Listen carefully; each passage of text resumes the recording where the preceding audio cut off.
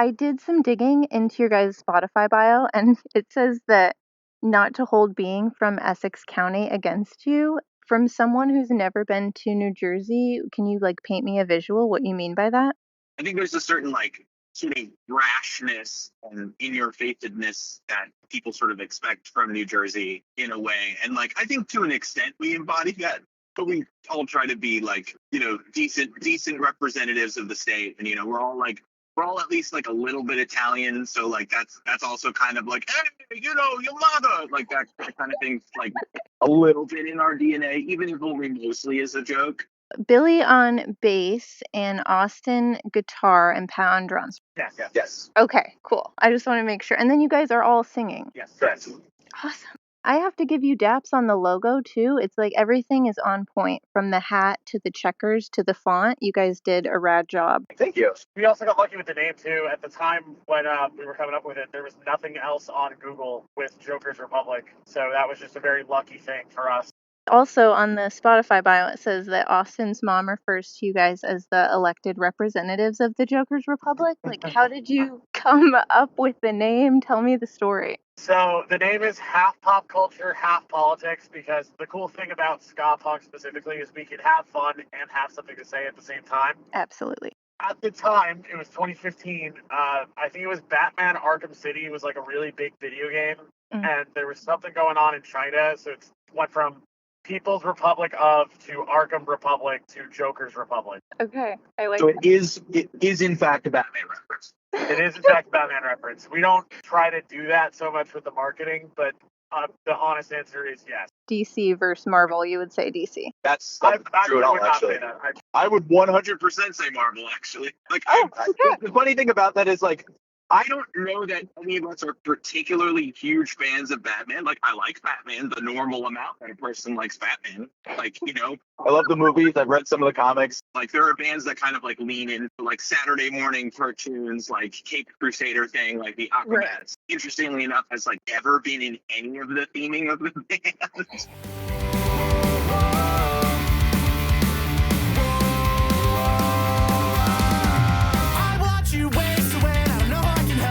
Apart from listening to the story you won't tell me, and I'll keep my 2 cents of myself safe. I'm up if you just want to vent to me, but you gotta give me something. I know you're in there somewhere hiding from the madness, and you're afraid of getting caught up in the moment and burning the bridge we built together. And I've been in that same place before, my friend. God knows my emotions overtake my brain sometimes, but it's worth the risk of failure because it shows me that you care enough to talk to me and tell me what you're feeling, 'cause I can't read your mind, and I'm worried about you. I don't know if anyone's ever told you guys, but your music has a very like executive touch without being sellout. I don't know if I'm articulating that correctly. Roger definitely put us through our paces with Necessary Evil in 2021, 2022. And we learned a lot from that experience. So coming into The Hand You've Been Dealt and Dead Inside, the new music, we just had more of an idea of what we were in for this time, and we tried to lean into it as much as we could. Roger is a punk rocker at heart, but he's also super, super musical. And that's kind of the way I like to think about the band. Like, we all sort of push for like the rawness and the energy of the music, but also really appreciate making sure, the bass and the kick drum are locked in, or like, the upstrokes of the guitar really match like the exact snare and hi-hat. Somebody literally made a flag of our logo. We did not plan that. It just happened. That was crazy. It genuinely makes me feel like we're doing something right. And that I was going to ask you guys like what your live shows are like. According to our demographics on Spotify, our most listened to age bracket is 35 to 45, which is crazy. Okay. Considering the oldest person in the band is 31. You guys played with Save Ferris. Like, I know that I would meet people in my age group if I went to that show. Totally. And be like, oh my God, can you guys believe it? Look at where we are in 2025. Like, they're making great music. Most of the people at the shows are going to be people who were there for that summer in 1997. It's going to be people who grew up playing Tony Hawk's Pro Skater. Like, there's also like this like radical acceptance thing to it that I really like. People are really, really respectful of your space. Like, it's basically like, come as you are. There's a space for you because we want as many people to come to these shows as possible. Gin and Tonic, the off Necessary Evil, was that track aimed at anyone specifically or just a general nod not to waste your time on people who waste yours? For me, songwriting is very big as a form of therapy, and I feel like if you don't live the experiences you talk about, it's dishonest, and it definitely comes across when you see somebody perform a song. Yeah. They're just like telling a story for the sake of telling a story, or they're talking about something, but they really don't know what they're talking about. Right. Gin and Tonic is a semi-real story. I feel like that's part of the reason why a lot of people gravitate to that song is because it's very relatable to some extent.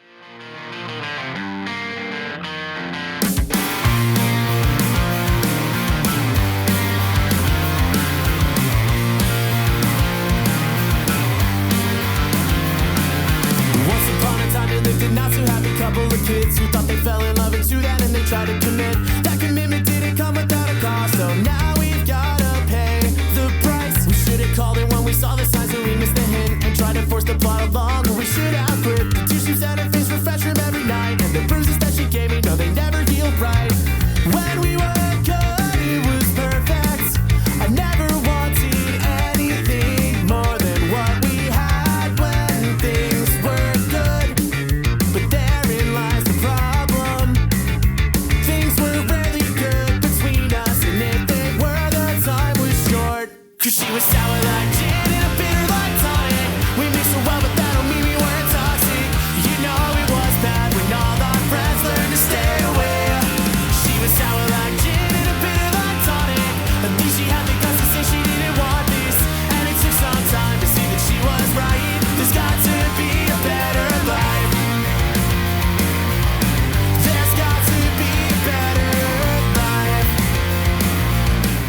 When you set up for live shows, is that a challenge ever with all the instruments? Or, I mean, especially, I'm sure it has to be with unfamiliar venues. I think the biggest challenge is me not rushing Pat setting up the drums lately. Even if the venue has a house kit, it's always a matter of like, what pieces do they have? Do the pieces work? Like, is it held together with duct tape and willpower? Billy and Austen have the privilege of getting on stage, plugging into amps, or maybe bringing their own amps. But even then, they get them on stage, they plug in, and then they turn around and they're like, "All right, are we ready?" And I'm like, just starting to unpack my stuff. You have to adjust so many parts of it just to like get them like within physical distance of you, like move cymbal arms and adjust stands and tune the snare and raise the height of the seat, and like all those things just physically take time. How do you guys, I mean, keep a level head when the pace is picking up so much around you? I write songs. That's genuinely the answer. Is when I get overwhelmed, I start to feel that kind of like intense level of emotion, or that like I have to say something but I don't know how to say it, and a lot of times that's when Jokers for Public Music happens.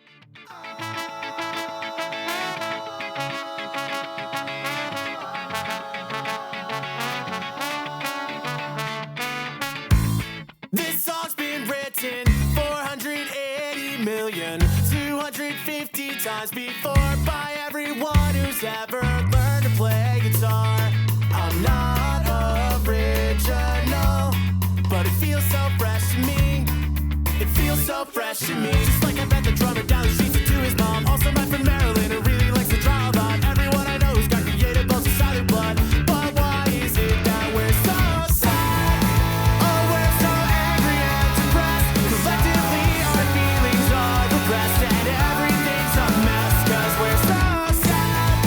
We've got to suffer one and all to see the beauty in the fall. It's a necessary evil, not our fault.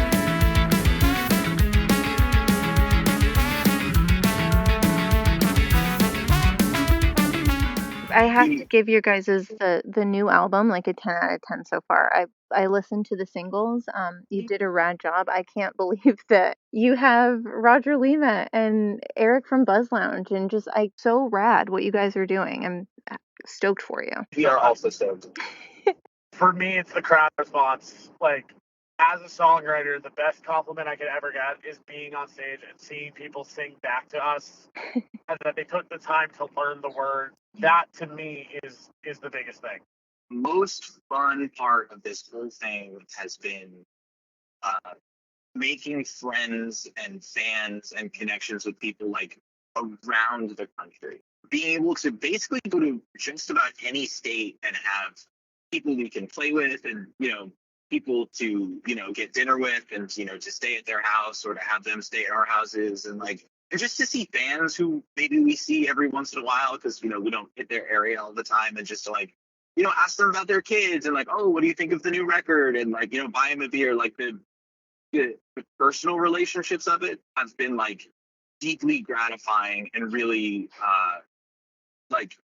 have really enriched my life in a way that I don't think I was expecting when I first joined the band. The thing that still, I think, blows my mind the most is when people say that they've come to a show, especially if they've traveled a decent distance, specifically to see us.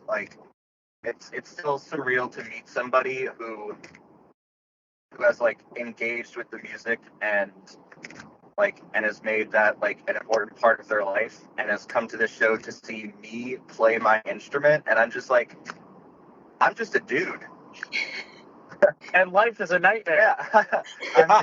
I'm just a dude, but this obviously means a lot to you that you've come out to see me do this, and that's that's incredible, and really you don't I think ever get used to it, and if I do, somebody slap me. I know you guys are on the road. I really appreciate you taking a time out of your day to talk to me. I really dig what you guys are doing. We're happy to do it. Thank you. Lost sight of the port of call.